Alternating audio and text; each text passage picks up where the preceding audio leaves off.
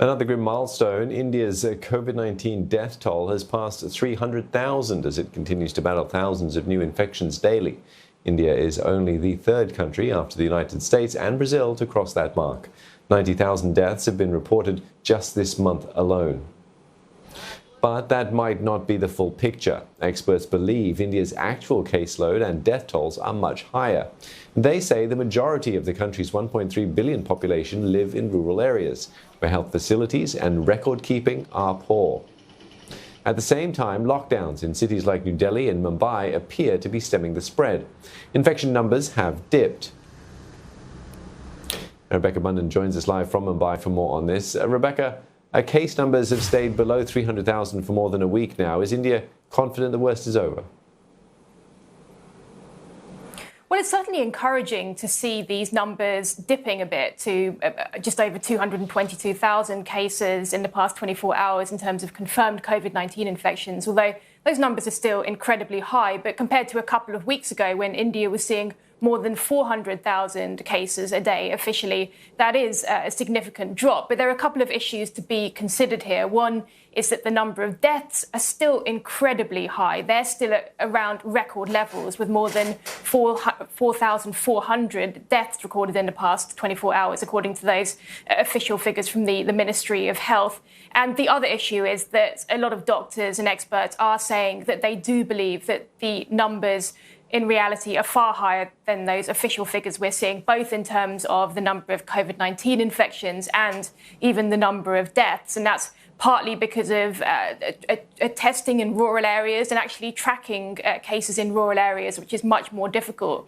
And the virus has spread very rapidly in rural parts of India, and it has become difficult to even track those cases, to do enough testing there. So really, there are these concerns that there are a lot of instances that may be going unrecorded. So nobody wants to get too comfortable yet. And even there are concerns that there could be things that could even trigger another surge in cases. For example, government officials are quite alarmed by the fact that farmer unions have called for a nationwide protest to take place on Wednesday. And they're concerned that if there are those kind of events where a lot of people may gather, these kind of things could become super spreader events. So there are still concerns that the cases could still be very much higher than the numbers we're seeing, and that there could be instances that could trigger even more cases. So really, authorities are still very concerned about the situation.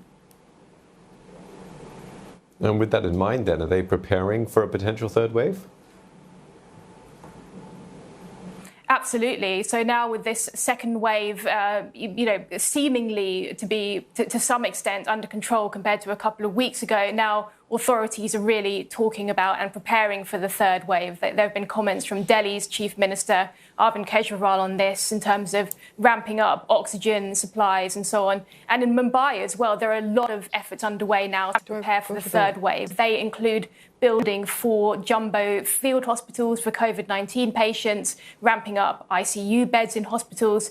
And really, there are these big concerns as well that the third wave could hit children in particular. So in Mumbai, for example, there are efforts underway to make sure that there are facilities developed especially for children, having special ventilators, facilities where mothers can be accommodated as well. So that's really something that's being focused on in parts of the country, including Mumbai. And again, these lockdowns are being extended to try to prevent a further rise in cases, including Delhi's lockdown being extended. Tamil Nadu has also extended its lockdown and tightened those restrictions. So really, efforts are still underway to try and control this second wave of the virus, and also try to prevent and control a third wave now. All right, Mary, thanks for that update. Rebecca Bundan speaking to us from Mumbai.